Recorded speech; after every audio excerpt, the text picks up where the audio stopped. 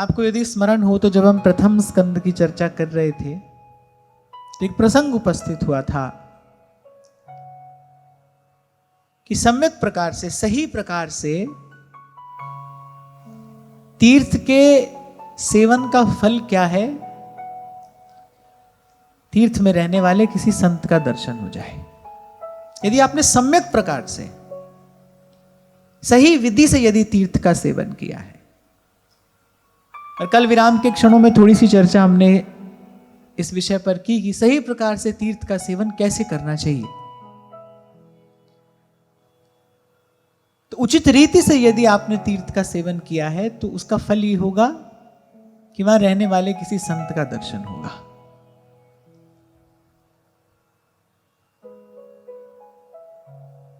विदुर जी ने तीर्थ यात्रा करने का संकल्प किया। क्यों? तीर्थ से पुण्य लाभ होता है, ये तो निश्चित है। तीर्थ नहावे एक फल, और वो एक फल पुण्य है।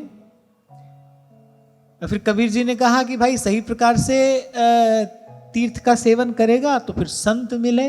संत के मिलने के 4 फल हैं, संत मिले फल 4,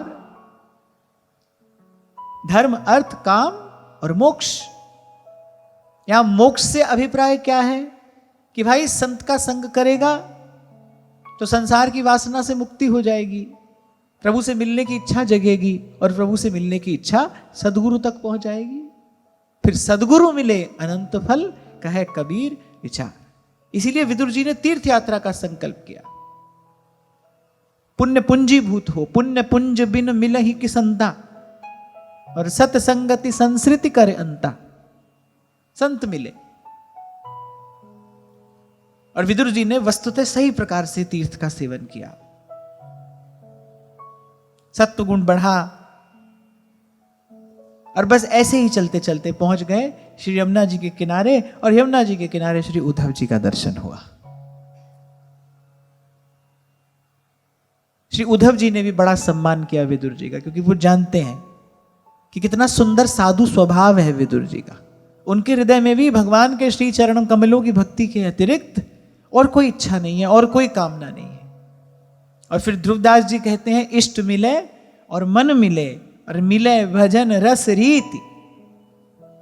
जिससे मन मिले उससे हृदय की सारी बातें खोल कर कह देनी चाहिए, उससे कोई कपट, कोई दुराव नहीं करना चाहिए। मन मिले तो बस। संसार में विडंबना यही है, तन तो मिलता है पर मन नहीं मिलता है।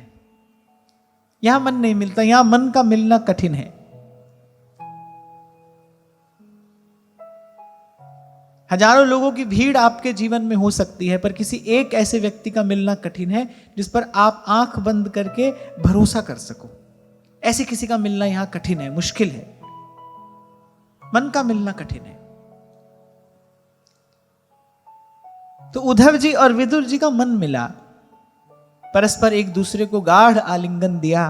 दोनों के नेत्रों से भाव के अश्रु झरने लगे, और सत्संग आरंभ हो गया। भाई 2 भक्त मिलेंगे तो होगा क्या? 2 भक्तों के बीच में भगवान ही तो प्रकट होंगे।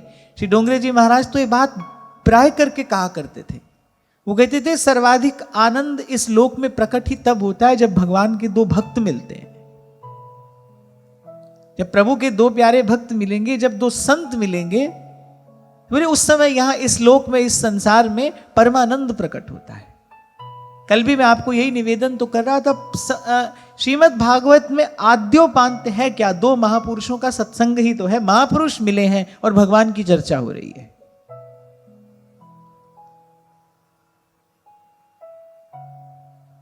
तो उद्धव जी ने विदुर जी को सब वृतांत सुनाया। जब तक विदुर जी तीर्थ यात्रा कर रहे थे तब तक वहां भगवान ने द्वारिका में भी अपनी लीला समेट दी थी,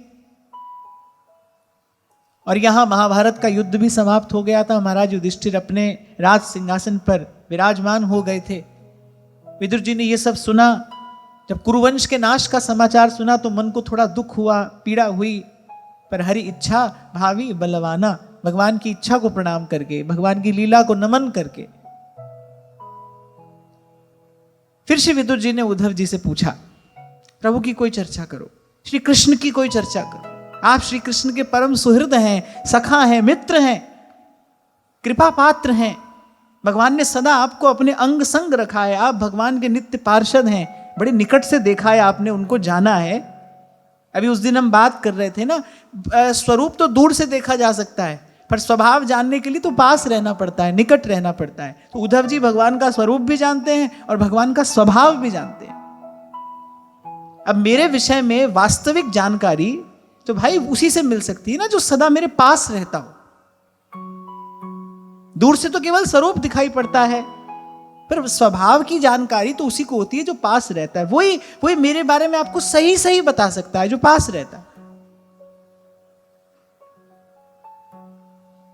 तो विदुर जी ने कहा आप पास रहते हैं, आप संग रहते हैं, आप अंग संग रहते हैं भगवान के। देखो भगवान भक्तों के अंग संग रहते हैं, भक्त भगवान के अंग संग रहते हैं, यानी आप भगवान के अंग संग रहते हैं। उनकी कुछ बात बताइए। और मैं आपको उस दिन भी कह रहा था, एक भागवत के मुख से भागवत सुनने का आनंद कुछ और है।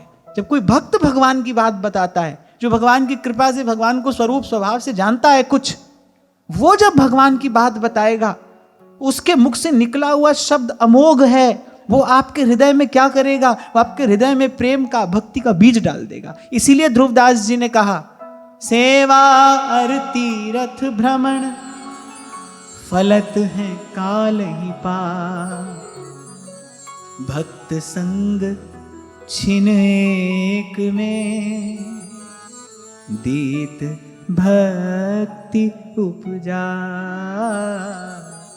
दीत भक्ति उपजा। अब देखो क्या महिमा है साधु के संग की, यानी भक्त संग छिन एक में, एक क्षण में भक्ति उपजाए। वो मिलेगा, वो कुछ कहेगा, उसके मुख से जो शब्द निकलेगा वो कान से आपके भीतर जाएगा और बस आपके हृदय की भूमि पर बीज पड़ गया। और बीज पड़ जाए तो भाई आज नहीं तो कल फलीभूत हो जाता है। साधारण बीज भी पनप जाता है, और भगवान की भक्ति तो सनातन बीज है, उसका तो नाश कभी होता नहीं, हो सकता नहीं। बस इतना बानक बन जाए भगवान की कृपा से, कोई ऐसो रे भेटे संत, इतना बानक बन जाए, कोई ऐसो रे सुखदाई, इतना बानक बन जाए, जिन हरि की कथा सुनाई, तिस भेटे गति होए हमारी, तिस भेटे गति होए हमारी। अच्छा देखो, जब तक यहां वहां की बात होती रही, उद्धव जी ने कौरवों का समाचार सुनाया, यादवों का समाचार सुनाया, जब तक यहां वहां की बात होती रही, विदुर जी के मन में कभी शोक है, कभी पश्चाताप है, कभी ग्लानि है। और जैसी भगवान की वार्ता शुरू हुई, आनंद की वर्षा होनी आरंभ। तभी तो साधु कहते हैं भाई हरि की कथा ही कथा, बाकी सब व्यथा। कथा कहने और सुनने वाले दोनों पवित्र भी रहते हैं और प्रसन्न भी रहते हैं। संसार की वार्ता करने वाले दोनों ही रोते हैं, क्योंकि वो है ही व्यथा, वो व्यथा ही तो है। आपसे एक बार मैंने कहा था ना, बुरी बात हो तो भी कहने सुनने वाला रो रहा है, अच्छी बात हो, अगर अच्छी बात भी हो, कोई उपलब्धि की बात हो, तो भी कहने वाला थोड़ी देर के लिए भले प्रसन्न हो जाए, सुनने वाला तो भीतर ही भीतर रो ही रहा होता है। तो यहां तो व्यथा ही व्यथा है, भगवान की कथा कथा है। आप देखो, जब तक यहां वहां की बात होती रही, कौरवों यादवों की चर्चा जब तक होती रही, महात्मा विदुर के मन में दुख है, शोक है, ग्लानि है। और जैसे ही भगवान की चर्चा आरंभ होगी, देखो आनंद की वर्षा होनी आरंभ हो जाएगी। निर्णय तो आपका है। इसीलिए मैंने अभी थोड़ी देर पहले आपसे पूछा, ये देखो मन चाहता क्या है। आप ये ना कहो कि हम नहीं चाहते थे पर हमको करना पड़ा। नहीं नहीं, इसको स्वीकार करो कि आप चाहते थे, तभी आप कर रहे हो। आज किसी ने पूछा, अच्छी बात है, कि एक अहमता ममता ये जग में अति दुखदाई, फिर ये पहचान तो कर पा रहे हैं पर कुछ कर नहीं पा रहे हैं। कभी कभी तो ये अहमता ममता और गहरी दिखाई देती है, दुख देती है, पर अपने आप को असमर्थ पाते हैं। क्या करें? अरे भैया, बड़े बड़े सौभाग्यशाली हो, सही रास्ते पर तुम्हारा पैर पड़ गया है, तभी तुमको ये दिखाई पड़ रहा है। आप देख पा रहे हो कि मेरी अहमता और ममता का बंधन कितना गाढ़ा है। रोग दूर होने की स्थिति में सबसे पहली बात आवश्यक यही तो है कि रोग दिखाई पड़ जाए, रोग मिल जाए। बहुत बार तो बड़ी देर तक रोग ही नहीं मिलता। दो बातें इसमें बहुत अच्छी हैं। एक तो आपको अपना दुर्गुण दिखाई पड़ रहा है, और दूसरा आप ये भी समझ पा रहे कि आप असमर्थ हैं, आप कर नहीं पा रहे हैं। अब करेंगे क्या? दुख भी है और उसको आप दूर भी नहीं कर पा रहे हैं, फिर दौड़ोगे ना भगवान की ओर। ऐसे ही तो भगवान की ओर चला जाता है, ऐसे ही तो भगवान की ओर मुड़ा जाता है, ऐसे ही जीव मुड़ता है भगवान की ओर। संसार का दुख, संसार की पीड़ा धकेलती है प्रभु की ओर। इसीलिए अब आंचल फैलाकर भक्त मांगते हैं भगवान से, प्रभु हमको यही विपत्ति देना, क्योंकि इसमें आपका दर्शन होता है।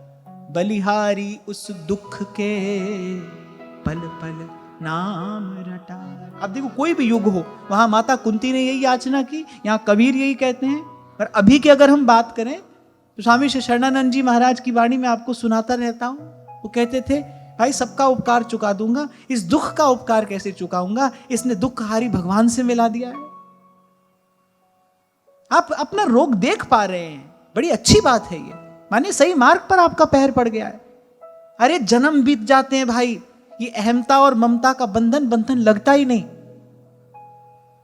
तो आप ये ना कहो कि हम नहीं चाहते थे, करना पड़ा। आप पहले इसको स्वीकारो। हाँ, हम संसार चाहते हैं, तभी संसार में पड़े हैं। जिस दिन भगवान को चाहेंगे उस दिन भगवान मिलेंगे। हम भगवान को चाहते नहीं हैं। आपको लगता है भगवान से मिलने की इच्छा कोई ऐसे ही बड़ी साधारण सी वस्तु है? ऐसे मिल जाती है भगवान से मिलने की इच्छा? मन तो एक है ना भाई, और एक मन या तो जगत की इच्छा करेगा या जगन्नाथ की, या तो उसको माया की इच्छा है या मायापति की। दोनों की एक साथ नहीं हो सकती। जहां राम तहां काम नहीं, जहां काम नहीं राम,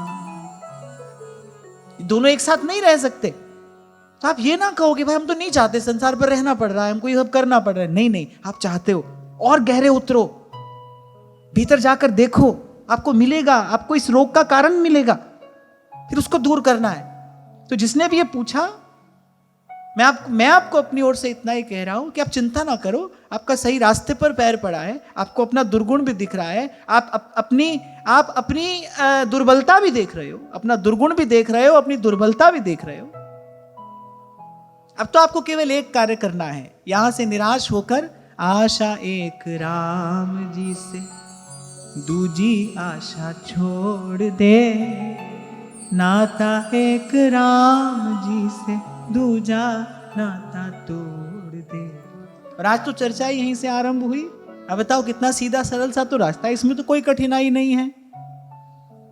नर देहि पाई चित चरण कमल दीजे, देहि पाई चित चरण कमल दीजे। आप कितने भी मैले कुचैले अभावग्रस्त क्यों ना हो, मैं आपको एक भरोसा दिलाता हूं, ठाकुर के द्वार से आपको कोई लौटाएगा नहीं।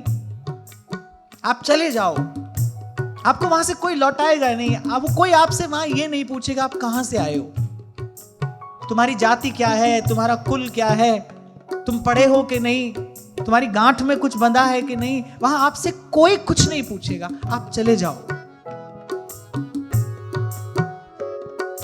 नर देहि पाई चित चरण कमल दीजे, नर देहि पाई चित चरण कमल दीजे, नर देहि पाई चित चरण कमल दीजे, नर देहि पाई चित चरण कमल दीजे। दीन वचन संतन संग दरस परस कीजै, दीन वचन संतन संग दरस परस कीजै, दीन वचन संतन संग दरस परस कीजै। दीन वचन संतन संग दरस परस कीजै। लीला गुण अमृत रस श्रवणन पुट पीजै, लीला गुण अमृत रस श्रवणन पुट पीजै, लीला गुण अमृत रस श्रवणन पुट पीजै। लीला गुण अमृत रस श्रवणन पुट पीजै। कहीं उत्सव में भंडारा होता है, आपको क्या करना होता है? अरे पंगत में बैठ के पाना ही तो है, और क्या करना है? बनाने वाला बना रहा है, परोसने वाला परोस रहा है। आपको तो केवल पाना है। ऐसे संतों के संग तो प्रभु की भक्ति का, प्रभु के प्रेम का भंडारा चलता है। आपको थोड़ी कुछ करना है, उनके पास बैठकर पाना है। बनाने वाले ने बना दिया, परोसने वाला परोस रहा है। लीला गुण अमृत रस श्रवणन पुट पीजै, लीला गुण अमृत रस श्रवणन पुट पीजै, लीला गुण अमृत रस श्रवणन पुट पीजै। लीला गुण अमृत रस श्रवणन पुट पीजै, सूरदास गिरधर जस गाय गाय दीजै, सूरदास गिरधर जस गाय गाय दीजै, सूरदास गिरधर जस गाय गाय दीजै।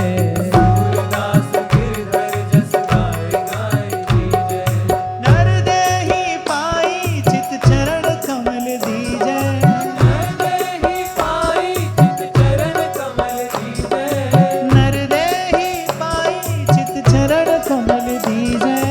नर देहि पाई चित चरण कमल दीजै, सूरदास गिरधर जस गाय गाय दीजै, सूरदास गिरधर जस गाय गाय दीजै, सूरदास गिरधर जस गाय गाय दीजै। सूरदास गिरधर जस गाय गाय दीजै, सूरदास गिरधर जस गाय गाय दीजै।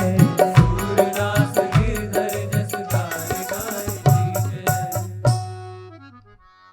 इति भागवतः पृष्टः क्षत्रावार्तां प्रियाश्रया, प्रतिवक्तुं न चोत्सेह औत्कण्ठ्यात् स्मारितेश्वरः।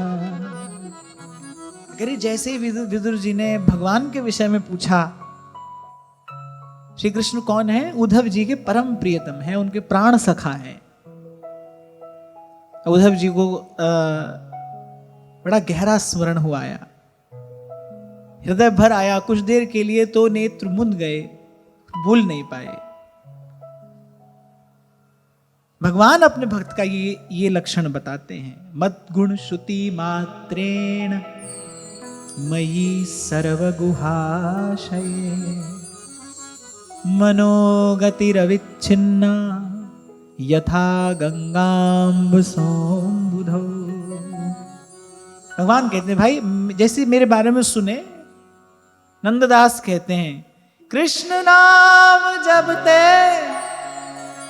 श्रवण परवाली, भूल गई भौन मैं तो बाबरी भैरी, भूल गई भौन मैं तो बामरी भैरी। आप देखो, जैसे ही विदुर जी ने पूछा, श्री कृष्ण जैसे ही ये शब्द कान में पड़ा, उद्धव जी की तो प्रेम समाधि लग गई, भर आया हृदय, बोला नहीं जा रहा है, वाणी गदगद हो गई। वाग गदगदा द्रवते यस्य चित्तम,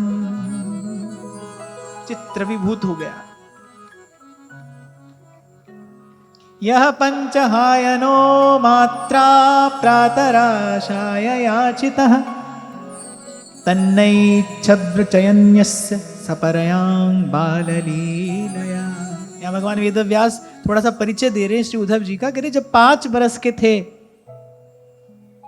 तो जैसे खेल खेल में ही भगवान की मूर्ति बनाकर, उस समय भी भगवान की सेवा पूजा में ऐसे तन्मय हो जाते थे कि जननी जो थी वो भोजन के लिए बुलाती रह जाती थी, पर इनको कोई सुध नहीं होती थी। ऐसे भक्त के स्मरण मात्र से हम जैसे जीव पावन हो जाते हैं, पवित्र हो जाते हैं। ऐसे भक्त हैं उद्धव जी भगवान के, जिनका मन सदा सदा श्री कृष्ण के अतिरिक्त और श्री कृष्ण के सुख के अतिरिक्त और कुछ चाहता ही नहीं है। ऐसे भक्त हैं उद्धव जी।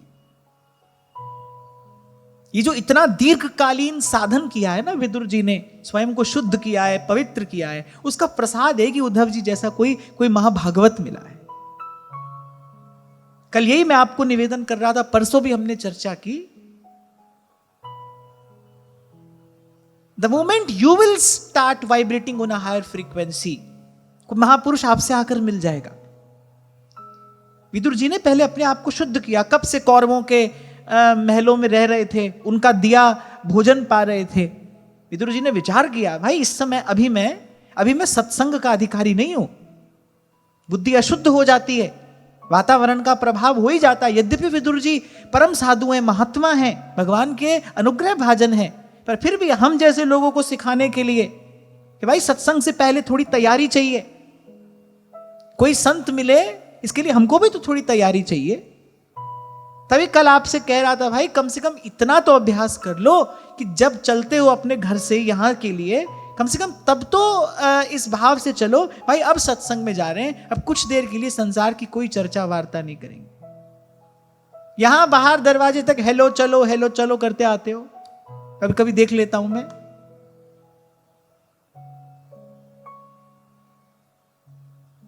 बहुत दिन पहले तो आपने सबने कहा था कि भाई अब यहां पर फोन नहीं लेकर आएंगे, तो नहीं लेकर आते। बहुत से तो नहीं लाते, पर बहुत से तो बेचारे जीवन धारण नहीं कर सकते उसके बिना, वो क्या करेंगे। खैर मैं तो आपको ये बता रहा हूं, उद्धव जी मिले, उसके लिए विदुर जी ने तैयारी की। बड़ी दीर्घ काल तक उन्होंने सात्विक जीवन व्यतीत किया है, तब कोई ऐसा परम भक्त मिला है। और मैं फिर कह रहा हूं, उद्धव जी ऐसे भक्त हैं, वो भगवान की विजय मूर्ति हैं, वो भगवान के परम कृपा पात्र भी हैं और भगवान के परम विश्वास पात्र हैं। श्री कृष्ण अपने मन की अंतरंग बात उद्धव जी से कहते हैं, प्राण सखा हैं वो।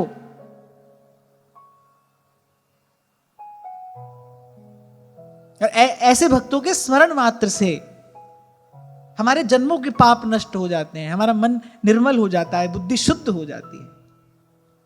तो उद्धव जी के चरणों में प्रणाम करते हुए आप देखो, भगवान वेद व्यास जी को भी उद्धव जी की उस सुमधुर भक्ति का स्मरण हुआ, तभी तो ये श्लोक लिख दिया। बोले अरे तो जब 5 वर्ष के थे तभी खेल खेल में भगवान का विग्रह बनाकर और भगवान की पूजा अर्चना में इतने तन्मय हो जाते थे कि देह की सुध नहीं रहती थी इनको। जननी बुलाती रह जाती थी, अरे भोजन कर ले बेटा, और वो भगवान की पूजा में, आराधना में तन्मय है। उद्धव जी ऐसे भक्त हैं जिनका रोम रोम कृष्ण है, कृष्ण है, कृष्ण है। और कृष्ण हम पर प्रसन्न है। मैं आपकी मेरी बात कर रहा हूं, श्री कृष्ण हम पर प्रसन्न है, उनके प्राकट्य की ये पावन बेला है और श्री कृष्ण की कृपा से हम उनके ऐसे प्यारे भक्तों का स्मरण कर रहे हैं। भगवान प्रसन्न होते हैं तो क्या देते हैं, अपने भक्तों का संग ही तो देते हैं। श्रीमद् भागवत के आश्रय में बैठकर हम ऐसे भक्तों का संग कर रहे हैं, श्री कृष्ण हम पर प्रसन्न है। ऐसे श्री भगवान को बारंबार प्रणाम है, बारंबार प्रणाम है, बारंबार प्रणाम है। सकथं सेवया तस्य कालेन जरसंगतः पृष्टो वार्तां प्रतिब्रूयाद् भरतु पादावनुस्मरन्। और बोले अब तो भगवान की सेवा में रहते रहते वृद्ध हो गए हैं, और ऐसा स्मरण भगवान का हुआ, प्रभु के चरण कमलों का ऐसा स्मरण हो आया, चित्त द्रवीभूत हो गया। थोड़ी देर के लिए तो भगवान के विरह से व्याकुल हो गए। आप देखो, हमको कथा में थोड़ा आनंद मिलता है, कथा की कृपा से, सत्संग का सुख हमको मिलता है सत्संग की कृपा से। कुछ दिन सत्संग ना मिले तो मन व्याकुल होने लगता है ना, स्मरण हो आता है इन क्षणों के सुख का। और आप देखो, वो तो सदा भोर से सांझ भगवान के संग रहे हैं, अंग संग रहे हैं। कैसे कैसे हृदय व्याकुल हो जाता होगा भगवान का स्मरण करके। भगवान को हंसते देखा है, बोलते देखा है, खाते पीते देखा है, उठते बैठते नाचते गाते देखा है भगवान को। और श्री कृष्ण का विग्रह तो ऐसा है भाई कि श्री कृष्ण स्वयं अपना रूप देखकर मोहित हो जाते हैं। भगवान का स्वरूप ऐसा है, आपकी मेरी तो क्या कहें, कि भगवान यदि स्वयं अपना प्रतिबिंब देखते हैं दर्पण में तो भगवान अपने रूप पर मोहित हो जाते हैं।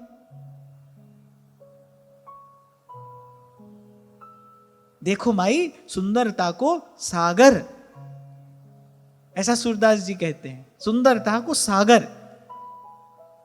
जिसमें हर क्षण नित्य नवीन लहर उठती है, ऐसा श्री कृष्ण का माधुर्य, लावण्य, सौंदर्य, सौरस्य।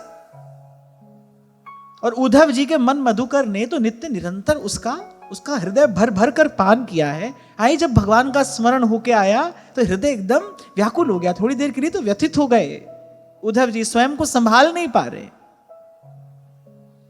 समुहूर्तमभूत तूष्णी कृष्णांघ्रिसुधया भृशं तीव्रेण भक्ति योगेन निमग्नः साधु निर्वृतः।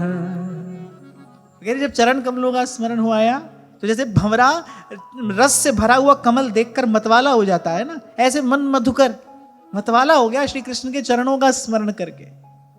तभी परसों मैंने आपसे कहा था, आप भक्तों के जीवन में एक ही बात विशेष रूप से सदा देखोगे, वो थोड़ी थोड़ी देर के बाद आ जाएंगे भगवान के चरणों के निकट, क्योंकि उनकी जो चेतना है, उनकी जो आत्मा है, उसको परम विश्राम तो वहीं मिला है। अति दुर्लभ जग में, अति दुर्लभ जग में, अति दुर्लभ इन चरणों की छैया। जय जय कृष्ण कन्हैया, जय जय कृष्ण कन्हैया, जय जय कृष्ण कन्हैया, जय जय कृष्ण कन्हैया। कह रहे 2 घड़ी तक मौन हो गए उद्धव जी। 2 घड़ी में कितने मिनट होते हैं? 2 घड़ी में 48, 48। 1 घड़ी में 24 मिनट होते हैं। ये 2 घड़ी तक उद्धव जी मौन हो गए। नेत्रों से अविरल अश्रुधारा बह रही है, रोम रोम पुलकित है, कभी शरीर में कंपन होता है, फिर अपने आप को संभालते हैं, कभी भगवान के चरण का आलाप संलाप का, उस मधुर मिलाप का स्मरण हो आता है, थोड़ा हृदय व्यथित होता है, फिर अपने आप को संभालते हैं। फिर तीव्र भक्ति योग से आनंद मग्न हो गए। और एक और बात, जब भगवान का कोई ऐसा भक्त भगवान के भाव में डूबता है, ऐसा कोई एक भक्त, भगवान कहते हैं मद भक्ति युक्तो भुवनम पुनः, ऐसा एक भक्त हृदय त्रिभुवन को पावन कर देता है। कोई ऐसी तरंग उत्पन्न होती है उसके आभा मंडल में, वो सारी सृष्टि को एक क्षण में निर्मल कर देती है, पवित्र कर देती है। जैसे बड़ी विलक्षण पाप नाशिनी शक्ति है ना गंगा जी के जल में, क्योंकि वो चरणामृत है, भगवान की चरण धोवन है। गंगा जी की शक्ति अद्भुत है, अचिंत्य है, माने बुद्धि से आप उसका किसी प्रकार से पार नहीं पा सकते। भाई ऐसा कैसे हो जाता है, इस कैसे का कोई उत्तर नहीं मिल सकता है आपको। इसी कहते हैं अचिंत्य शक्ति, माने बुद्धि से जिसका चिंतन ना किया जा सके उसे कहते हैं अचिंत्य शक्ति। ब्रह्मा गंगा जी की जो ये शक्ति है अचिंत्य है। ऐसे ही भक्तों की जो उपस्थिति है इस लोक में, उसका परिणाम अचिंत्य है। भक्तों के होने से क्या होता है, बुद्धि द्वारा इसका चिंतन नहीं किया जा सकता है, पर कुछ ऐसा होता है, कुछ ऐसा होता है। तुलसी बाबा के इस दोहे से समझ लेना, तात स्वर्ग अपवर्ग सुख धरिए तुला एक अंग, तूल न ताही सकल मिली, जो सुख लव सत्संग, जो सुख लव सत्संग। तुलयाम लवे नापिना स्वर्गम ना पुनर्भवम, भगवत संगी संगस्य मर्त्यानाम की मुताशिशः। आओ थोड़ा इस बात का भी चिंतन करते हैं, कैसे कह दिया तुलसी बाबा ने ये कि तात स्वर्ग अपवर्ग सुख और धरिए तुला एक अंग, तूल न ताही सकल मिली, जो सुख लव सतसंग। तभी महादेव ने कहा गिरिजा संत समागम समन लाभ कछुआ। इतनी बड़ी बात कि अब तराजू को एक पलड़े में स्वर्ग अपवर्ग के सब सुख डाल दीजिए, और यहां दूसरी ओर लव सत्संग, इतनी सी देर का सत्संग कहने पर वो उसका पलड़ा भारी है। क्यों? क्योंकि स्वर्ग अपवर्ग के जितने भी सुख हैं वो तो मन की भोग वासना को बढ़ाने वाले हैं। स्वर्ग अपवर्ग के जितने भी सुख हैं, लोक परलोक के जितने भी सुख हैं, आप जितना भोगोगे उनको भोगने की वासना उतनी बढ़ेगी। वो तो राग के बंधन को और गाढ़ा करने वाले हैं, वो तो जीव को बंधन में डालने वाले हैं। और यहां भक्त संग छिन एक में देत भक्ति उपजा, संत का संग भक्ति का बीज डाल देगा। वो तो मति को निष्काम करने वाला है, वो तो उर अंतर को निर्मल पावन पवित्र करने वाला है। ध्यान रखना, जब तक भोगों की वासना है तब तक शांति संभव नहीं है। आप अपना घर छोड़कर कहां हिमालय की किसी गिरी कंदरा में चले जाओ, जाकर देखो, अनुभव करो, जब तक मन में किसी भी प्रकार की वासना है तब तक शांति संभव नहीं है। और वहां श्री रैदास कहते हैं, मन चंगा तो कठौती में गंगा। चंगा माने स्वस्थ। जैसे हम बोलचाल में कहते हैं ना, व्यक्ति भला चंगा हो गया, माने अब स्वस्थ हो गया है। कह रहे जिसका मन स्वस्थ है, स्वस्थ माने अपने स्वरूप में स्थित है। और आप जीव का अपना स्वरूप क्या है? दासोहम, मैं भगवान का सेवक हूं, भगवान का दास हूं। कह रहे जैसे ही मन स्वस्थ हुआ, अपने स्वरूप में स्थित हुआ, मैं प्रभु का सेवक हूं। बोले तो कठौती में गंगा है। जिस कठौते में चमड़ा धोते हैं, बोले यही गंगा है। तभी कई बार मैंने आपसे कहा, भाई बस सबसे श्रेष्ठ तीर्थ गुरु का सानिध्य है, संत का संग है। उस निर्मल ज्ञान गंगा में जब कोई जीव गोता लगाता है तो उस परम फल का भागी होता है, उसका अधिकारी होता है।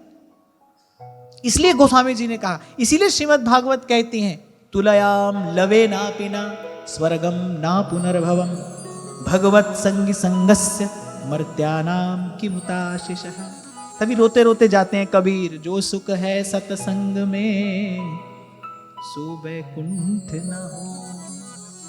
तभी मांगते हैं, हो मांगू संतन रहना, मैं नहीं किसे का देना। रे माधो मांगू संतन रहना, मैं नहीं किसे का देना। तभी श्री ध्रुवदास जी ने कहा, रे मन रसिकन संग बिन रंजना उपजय प्रेम। आप देखो, हम उद्धव जी की भाव मूर्ति का यहां अपने भाव से चिंतन कर रहे हैं तो हमारा मन सरस हो रहा है। आप देखो, हम उद्धव जी की चर्चा कर रहे हैं, किस प्रकार उद्धव जी के हृदय में भक्ति बढ़ी, कैसे तीव्र भक्ति के उस आवेश में उद्धव जी भाव मग्न हो गए, विभोर हो गए। आप देखो, केवल उनके उस पवित्र विग्रह का हम यहां पर बैठकर चिंतन कर रहे हैं, हमारा मन सरस हो रहा है। आप देखो उस समय विदुर जी की क्या दशा होगी, जो उद्धव जी के बिल्कुल पास बैठे हैं। अरे ऐसा एक भक्त सारे त्रिभुवन को पवित्र कर देता है, और विदुर जी तो बिल्कुल उनके पास में बैठे हैं। इसको कहते हैं भगवान की कृपा। भगवान जब अतिशय प्रसन्न हो जाते हैं, जब अतिशय प्रसन्न हो जाते हैं भगवान, तब ऐसा क्षण जीवन में आता है। तब कोई ऐसा भगवान का निज जन मिलता है, तब उसका संग मिलता है, उसका सानिध्य मिलता है। तब कोई ऐसा सुखदाई मिलता है जो हरि की कथा सुनाकर और जन्म जन्म के इस भव बंधन से जीव को मुक्त करता है। आप तरे और औरन को तारे, कह रैदास मिले हरिदासा, जन्म जन्म की पूरी आशा।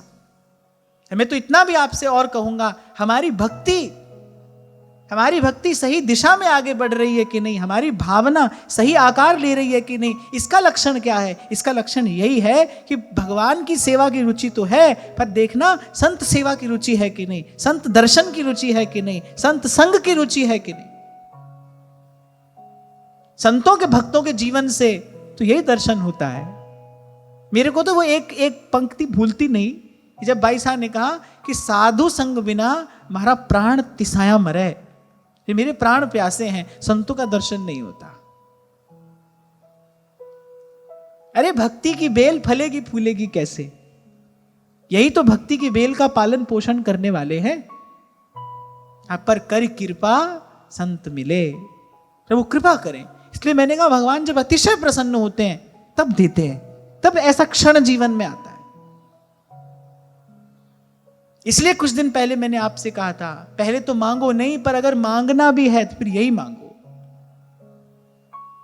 भक्ति सदा सत्संग। अरे संत के दर्शन के लिए तो वैष्णवा नाम यथा शंभु। मैं सदा आपसे कहता हूं, जब जब मुझे महादेव का स्मरण होता है तो मैं कहता हूं भाई उनके जैसा कोई भक्त भी नहीं है, उनके जैसा कोई विरक्त भी नहीं है, उनके जैसा कोई बैरागी भी नहीं है, उनके जैसा कोई अनुरागी भी नहीं है, उनके जैसे तो वही हैं।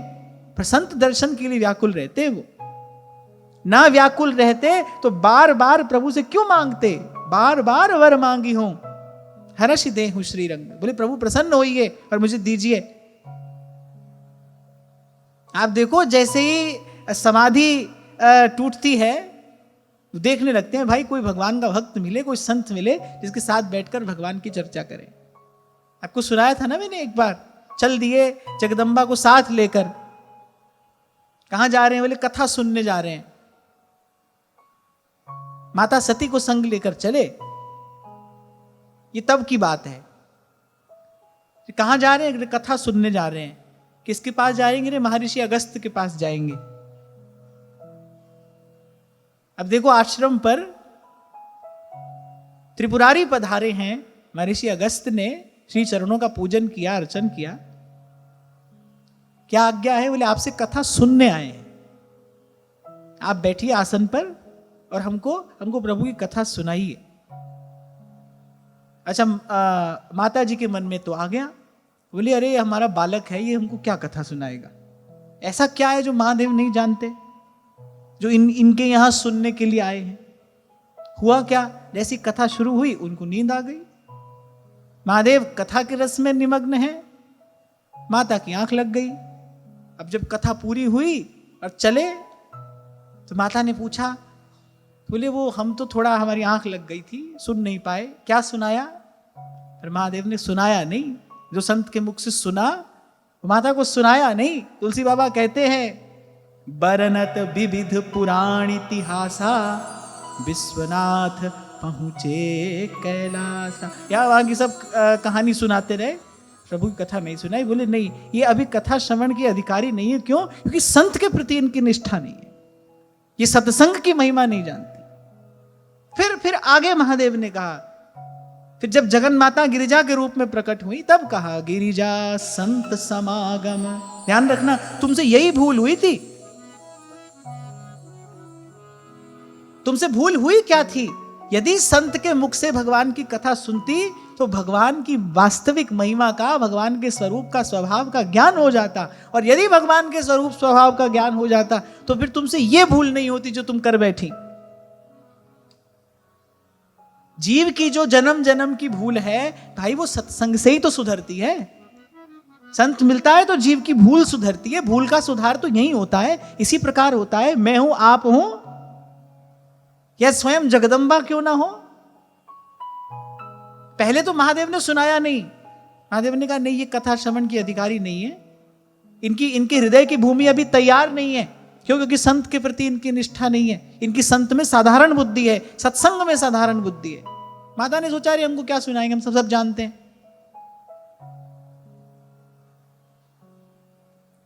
और तुलसी बाबा लिखते हैं, अरे बरनत विविध पुराण इतिहासा। जब माता ने पूछा, बहुत सारी बातें महादेव ने सुनाई, लेकिन प्रभु की कथा नहीं सुनाई, हरि कथा नहीं सुनाई।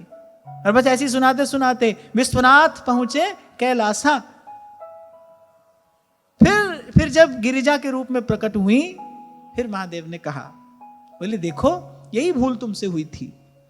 तुम्हारी संत और सत्संग में, उसकी महिमा में साधारण बुद्धि थी, इसलिए प्रभु को पहचानने में भूल हो गई। नैन निकट काजर लसे, पै दर्पण दिखलाए। और फिर जगदम्बा ने भी स्वीकार किया, बोले प्रभु उस देह का त्याग आवश्यक था। क्यों? दक्ष शुक्र उपजी दे। वो दक्ष से जन्मी थी। वो जो देह थी वो अभिमानी दक्ष से जन्मी थी, उसका त्याग उचित ही था। उसके रहते भक्ति नहीं हो सकती थी। इसलिए फिर पर्वतराज के यहां माता का जन्म हुआ और फिर बड़ी घोर तपस्या की प्रभु को प्राप्त करने के लिए। यद्यपि उनको शिव नित्य प्राप्त है, शिव शक्ति का तो नित्य संयोग है, उनको शिव नित्य प्राप्त है, पर वो जो भूल हुई थी उसका मार्जन करने के लिए तप किया। अभी कुछ दिन पहले हमने तप पर चर्चा की, उसका मार्जन करने के लिए तप किया।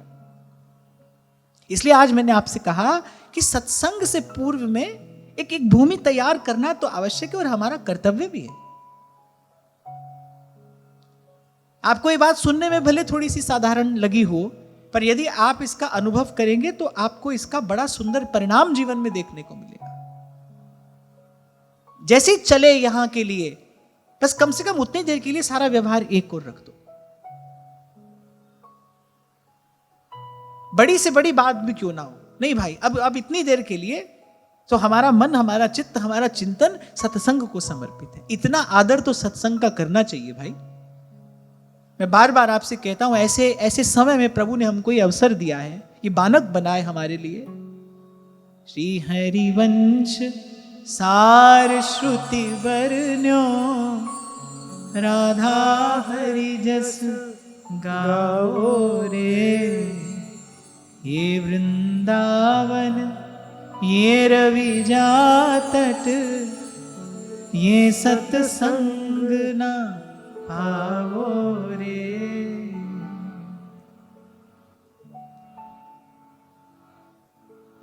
पुलकोद्भिन्न सर्वांगो मुञ्चन्मीलदृशा शुचः, पूर्णार्थो लक्षितस्तेन स्नेह प्रसरसं प्लुतः। आहा, कैसा दिव्य विग्रह उद्धव जी का। नख से शिख तक भगवान की भक्ति में, उस भक्ति रस में डूबे हुए, सरोबार छके हुए, यानी रोम रोम पुलकित है, जैसे किसी ने पूरे श्रीअंग पर पुखराज जड़ दिए हों, ऐसा उद्धव जी का विग्रह है। और उद्धव जी का ऐसा दर्शन करके अब विदुर जी कोई अछूते रहते हैं इस भाव से। प्रेम तो संक्रमित होता है ना, ये भाव तो संक्रमित हो जाता है। I mean this is so infectious, फैलता है, ये प्रसारित होता है। यहां एक बात मुझे और भी कहनी है, प्रेम को प्रचार की आवश्यकता नहीं है। प्रेम को प्रचार की आवश्यकता नहीं है। अरे वृंदावन के रसिकों ने तो किसी भी स्थिति में वृंदावन नहीं छोड़ा, पर लेकिन बात तो दूर तक पहुंच गई ना। खुशबू को हाथ में उठाकर द्वार द्वार नहीं ले जाया जाता, बहती हुई पवन जो है वो खुशबू का, सुवास का प्रसार कर देती है। प्रेम प्रसारित होता है, प्रेम का प्रचार नहीं होता। आज से पहले भी और आज के बाद भी कोई ये ना समझे हमने महाप्रभु जी के धर्म का प्रचार किया है। नहीं, महाप्रभु जी के धर्म को प्रचार की कोई आवश्यकता नहीं है, तो नित्य सिद्ध वस्तु है। चंद्र मिटे दिनकर मिटे, मिटे त्रिगुण विस्तार, और दृढ़ व्रत श्री हरिवंश को मिटे न नित्य विहार, वो तो नित्य सिद्ध वस्तु है। श्री जी की कृपा की पवन चलेगी और इस सुवास का जिस दिशा में वो प्रसार करना चाहेंगी, इसका प्रसार हो जाएगा।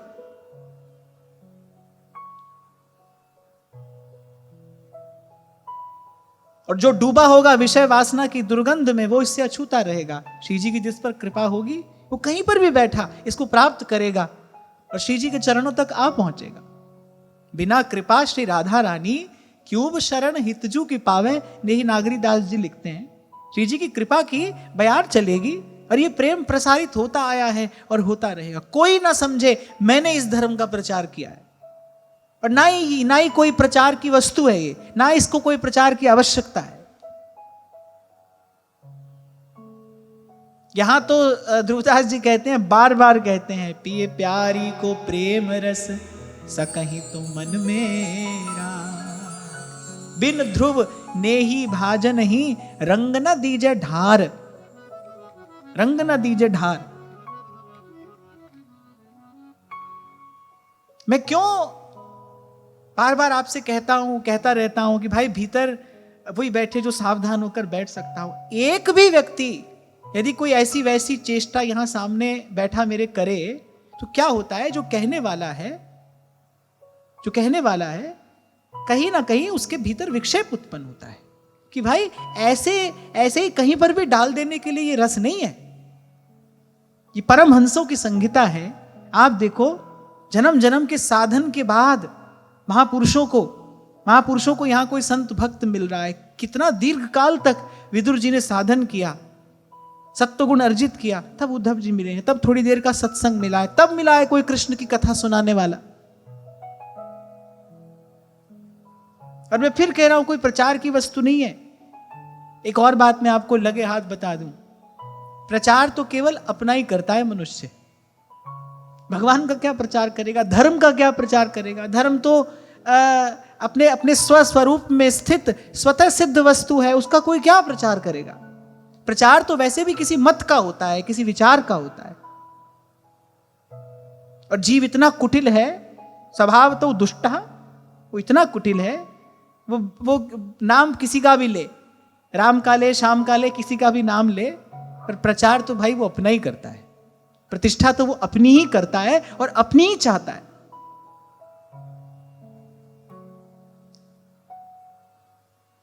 तो मैं तो जब ये पढ़ रहा था तो मुझे लगा कि भाई कैसी स्थिति श्री विदुर जी की हो गई। उद्धव जी का ऐसा दर्शन करके मैं ये श्लोक पढ़ रहा हूं तो मेरे भीतर कुछ हलचल हो रही है। अभी हम यहां कह रहे हैं, सुन रहे हैं, तो हमारा हृदय भीग रहा है, उद्धव जी का स्मरण करके मन शांत हो रहा है, निर्मल हो रहा है। वहां विदुर जी की कैसी स्थिति होगी, उनकी कैसी दशा होगी। बिल्कुल निकट बैठकर प्रेम मूर्ति, भाव मूर्ति, भक्ति मूर्ति उद्धव जी का दर्शन कर रहे हैं। विदुर जी कृतार्थ हो गए। और यहां यही लिखा है कि विदुर जी ने पहले तो उद्धव जी को कृतकृत्य माना, भाई इनका जीवन सफल है, इन्हीं का जीवन सफल है। जाहे लागी लगन घनश्याम की, जाहे लागी लगन घनश्याम की, धरत है पग और परत है कितहु, सुधि नाही धन धाम की। तभी व्यास जी ने कहा, कनक कूट कोटिक लग तजिए।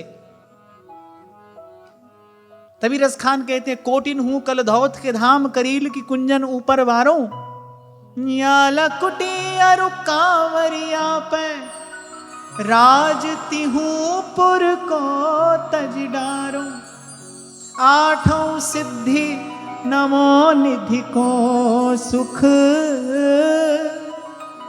आठों सिद्धि नमो निधि को सुख, नंद की गाय चराए बिसान। रस खान सदा इन आखिन सो, ब्रिज के बन बाग तड़ाग निहारू। कोटिन हूँ कल धौत के धाम, कोटिन हूँ कल धौत के धाम, करील की कुंजन ऊपर वारो, करील की कुंजन ऊपर वारो। कहा करूं वैकुंठ ही जाए, कहा करूं वैकुंठ ही जाए, जहां नहीं नंद, जहां नहीं यशोदा, जहां नहीं नंद, जहां नहीं यशोदा, जहां नहीं गोपी ग्वाल लगाए। कहाँ करूं वैकुंठ ही जा। जिसका मन इस श्याम रंग में रंगा है वही धन्य है। दक्ष सकल लक्षण जुत सोई, जाके पद सरोज रति हो। विदुर जी उद्धव जी का दर्शन करके ये मान रहे हैं भाई ये कृतकृत्य हैं, और विदुर जी जिनका दर्शन कर रहे हैं वो तो स्वयं तो धन्य है ही। और आप देखो इन महापुरुषों की चर्चा करके यहां हम कृतकृत्य हो रहे हैं, यहां हम पावन हो रहे हैं। तभी थोड़ी देर पहले मैंने आपसे कहा कि भाई श्री कृष्ण प्रसन्न है, उनके प्राकट्य की ये पावन बेला है, प्रभु का जन्मोत्सव है, बधाई बढ़ती है। और भगवान ने हमको बधाई में देखो ऐसे अपने परम प्रिय दो भक्तों का संग दिया है प्रसाद में।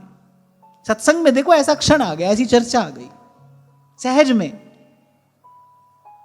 ऐसे श्री भगवान को बारंबार प्रणाम है, बारंबार प्रणाम है। बारंबार प्रणाम है। अब उद्धव जी ने कुछ बोलना आरंभ किया। 2 घड़ी तक मौन बैठे रहे। विदुर जी उनके उस मूर्ति का ही दर्शन करते रहे। और इससे सुंदर दर्शन और हो ही क्या सकता है। कोई कृष्ण प्रेम में रंगा, कोई भगवत भाव में छका आपके नेत्रों के सामने बैठा हो, अरे वो तो भगवान के दर्शन से भी सुंदर दर्शन है, वो तो उससे भी मोहक है। तो जब उनकी थोड़ी भाव समाधि टूटी, जब वो उस प्रेम देश से थोड़ा बाहर आए, तब उन्होंने थोड़ा बोलना आरंभ किया। यन्मर्त्य लीलोपैकं स्वयोग मायाबलं दर्शयता गृहीतं विस्मापनं स्वस्य च सौभगर्भे परं पदं भूषण भूषणांगम। उद्धव जी ने कहा, भगवान ने अपना जो दिव्य विग्रह प्रकट किया था, मेरे उसके सौंदर्य का, माधुर्य का मैं क्या वर्णन करूं। बोले अरे किसी और की बात छोड़ो, वो स्वयं अपने रूप को देखकर मोहित हो जाते थे। भगवान अपने रूप को देखकर स्वयं मोहित हो जाते। मैंने पूर्व भी आपको संकेत किया था, ये जो संसार का जो आकर्षण है, जो बार बार हमको खींचता है अपनी ओर और खींचकर ले जाता है वहीं जहां दुख है, जहां ग्लानि है, जहां भव का रोग है, बार बार ये संसार का आकर्षण हमको खींचकर ले जाता है वहीं। इस आकर्षण से मुक्त होने का एक ही उपाय है, प्रभु श्री कृष्ण के नक्सिक स्वरूप का चिंतन, प्रभु के स्वरूप का ध्यान। श्री कृष्ण का स्वरूप ऐसा है। अब इसको आप मेरा कोई आग्रह या पक्षपात न समझना, पर अच्युत तो केवल श्री कृष्ण ही है ना। काम को तो केवल उन्होंने ही परास्त किया है, बाकी तो सब थोड़ी घनी देर के लिए परास्त हो गए हैं, और काम को परास्त श्री कृष्ण ने किया है। अच्युतम केशवम कृष्ण दामोदरम, वो अच्युत हैं। सब करते हुए भी सबसे न्यारे, सब में रमते हुए भी सबसे न्यारे, सब में बसते हुए भी सबसे न्यारे।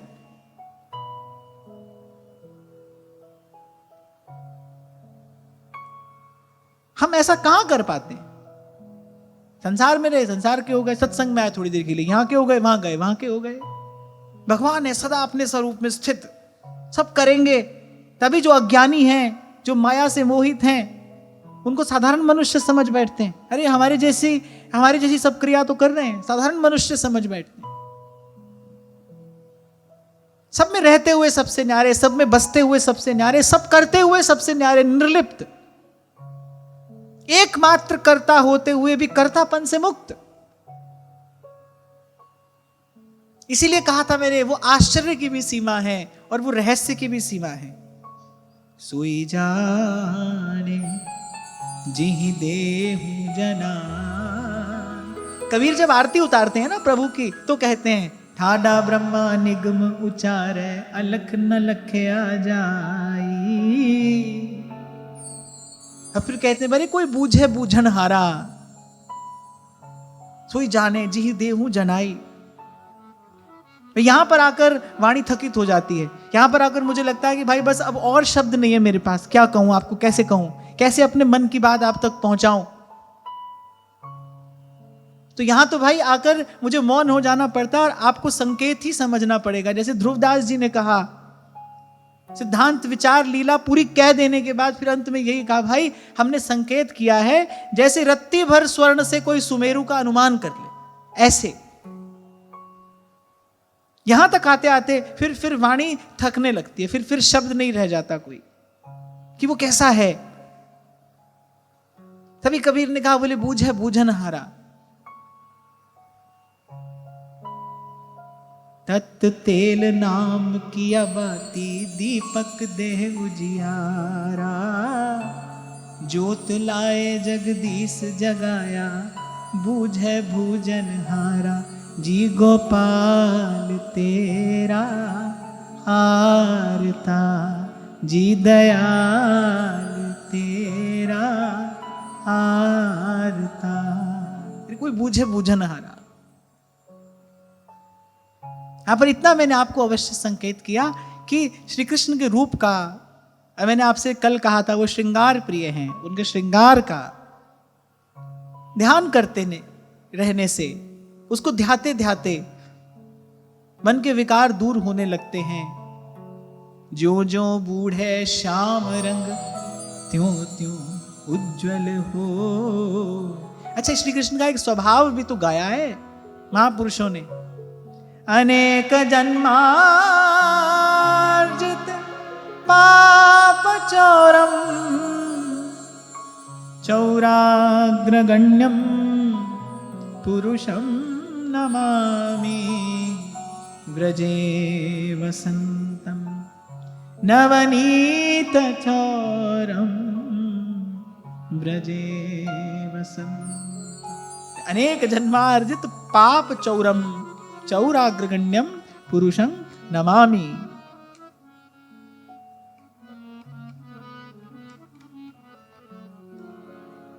अनेक जन्मार्जित पाप चौरम, चौराग्रगण्यम पुरुषं नमामि, व्रजे वसंतम नवनीत चौरम, व्रजे वसंतम।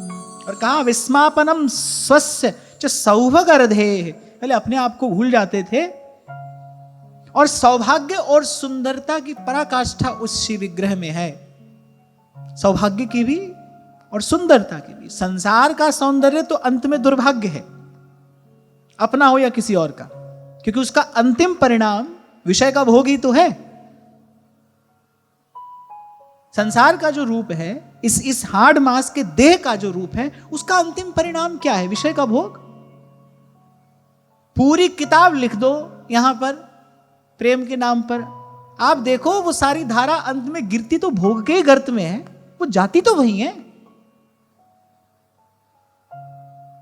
यहां कोई कहानी कैसी भी हो, कहीं से भी आरंभ हुई हो, पर उसका भाई विराम तो वही है ना। तो वो तो दुर्भाग्य है। पर भगवान का श्री विग्रह है, भगवान का सौंदर्य, कह रहे सौंदर्य और सौभाग्य की सीमा है। जितना वो कोई उस सौंदर्य का ध्यान करे, फिर उतना उसका भाग्य ऊंचा होता चला जाए, उतना वो बड़भागी होता चला जाए। तभी कवि बिहारी कहते हैं, जो जो बूढ़े श्याम रंग, त्यों त्यों उज्ज्वल हो, त्यों त्यों उज्ज्वल हो। तो सौभाग्य और सुंदरता की पराकाष्ठा भगवान के रूप में है।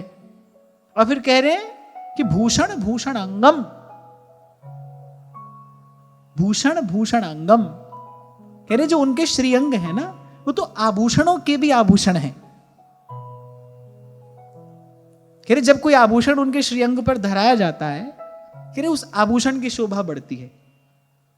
और हमारे यहां तो ध्रुवदास जी कहते ही हैं, छवि के छिपाए वे को, रस के बढ़ाए वे को।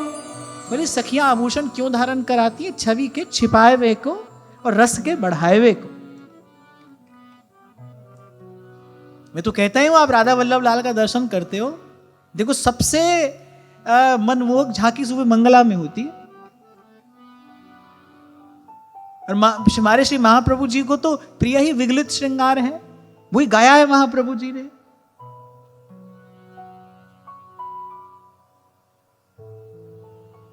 फिर कोई बड़भागी हो, रसिकों का कृपा पात्र हो, रसिकों की कृपा का छीटा पड़ा हो, तो यह अनुभव होता है। क्योंकि रेमन रसिकन संग बिन रंच न उपजे प्रेम, और या रस को साधन यह और करो जिन नेम। अब देखो जैसे उद्धव जी ने कहना आरंभ किया, सबसे पहले भगवान के उसी सौंदर्य माधुर्य और सौभाग्य की सीमा स्वरूप उस श्री विग्रह का ध्यान हुआ। भक्त का मन लगा तो उसी में ही है ना। नक्शिक भगवान के रूप ध्यान में ही लगा है। भगवान का नाम, भगवान का रूप, भगवान की लीला, भगवान का धाम।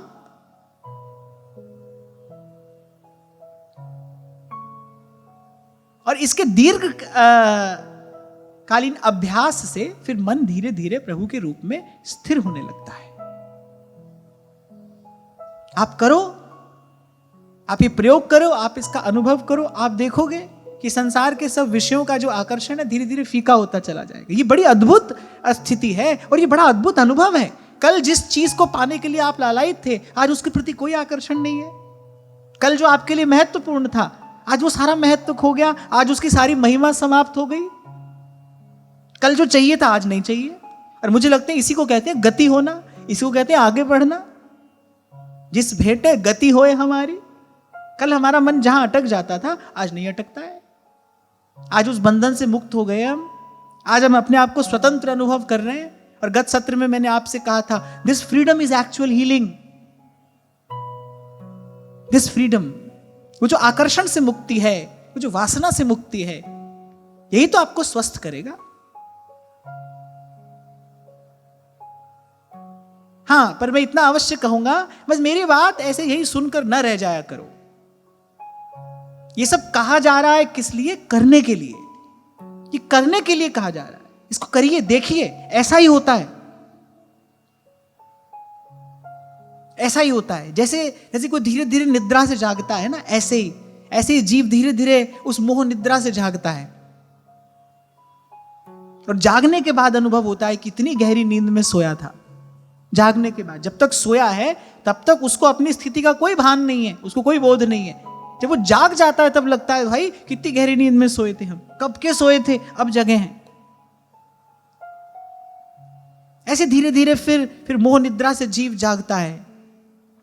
सबसे पहले राम नाम मणि दीप धर, जीभ दे हरि बार, तुलसी भीतर बाहरों, जूं चाहस बुझिया। और आपको उस दिन मैंने विस्तार से निवेदन किया था, कैसे नाम जपते जपते घट में नाम मूर्ति धरिए और फिर धीरे धीरे पहुंचिए भगवान के रूप तक। रूप स्फुरित होगा नाम की कृपा से। और बस ऐसे रंगना है धीरे धीरे मन को, धीरे धीरे रंगना है ऐसे। मैंने कभी नहीं कहा कि भाई हाँ हम तो जन्म से ही सिद्ध थे, जन्म से हम तो शुद्ध थे। नहीं भाई, पर गुरुओं की कृपा से, संतों की कृपा से हमने जीवन में जो परिवर्तन देखा, वो उत्सव मनाने योग्य बात है। वो जो परिवर्तन देखा, उसी बल पर मैं इतनी दृढ़ता पूर्वक अपनी बात आपसे कह पाता हूं। हमको भी संसार की कुछ वस्तुओं में आकर्षण था, कुछ वस्तुएं मेरे लिए भी महत्वपूर्ण थी, पर अब नहीं है। कल थी पर आज नहीं है। और यही परिवर्तन मन को संतोष देता है, यही मन को संतोष देता है, यही आपके भाव को सबल बनाता है।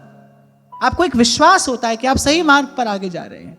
जब आप धीरे धीरे बंधनों से मुक्त अपने आप को देखते हैं, जब आप धीरे धीरे अपने आप को स्वतंत्र देखते हैं, और इस स्वतंत्रता का उत्सव मैं मनाता हूं। सतगुरु मेरे कीता है कमाल जी। हाँ, मैं ये कह सकता हूं भाई, मेरे गुरु का किया ये कमाल मैंने देखा है। सतगुरु मेरे कीता है कमाल जी, शहनशाह बनाया मैनू, शहनशाह बनाया मैनू, जुगां दी खंगाल सी, किवें लबे शाम मैनू, किवें लबे शाम मैनू, पुछदियां सारियां जदों तेरे नाम दिया, जदों तेरे नाम दिया, चढ़िया खुमारियां। कहीं से पढ़कर नहीं, ये अपनी कहानी की एक पंक्ति सुनाई है मैंने आपको, कह रहे जो यहां तक ले आया है अब वो आगे भी लेकर जाएगा। कोई यहां तक भी तो ले आया। हम तो कहां पढ़े थे, और इतना तो आप भी समझते हैं, देखते हैं, अनुभव कर सकते हैं कि you are always a single decision away from an entirely different life. एक गलत निर्णय आपकी जीवन धारा को कहां का कहां ले जा सकता है, एक गलत निर्णय।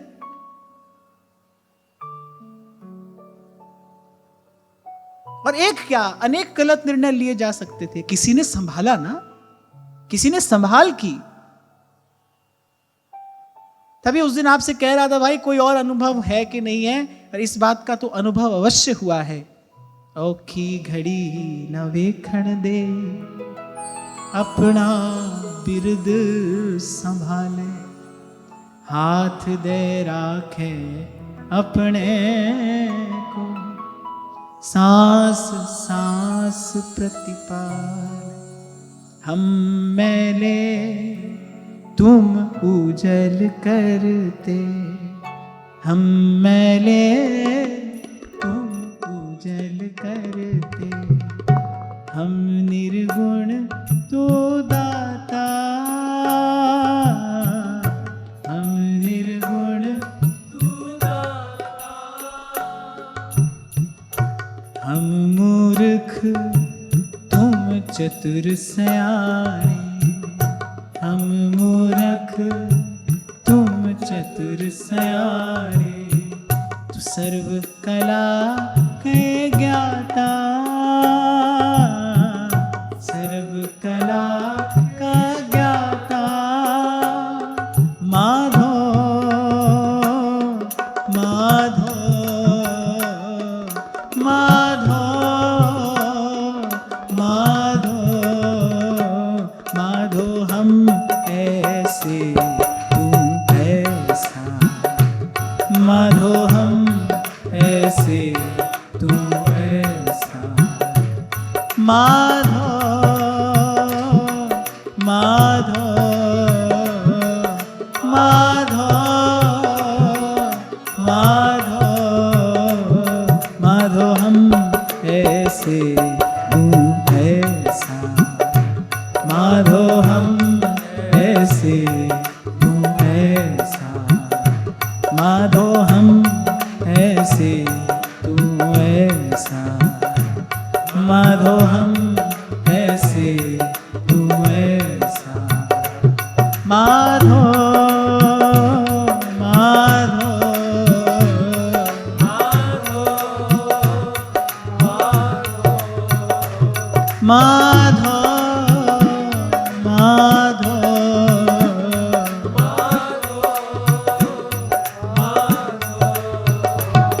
माधो माधो माधो माधो,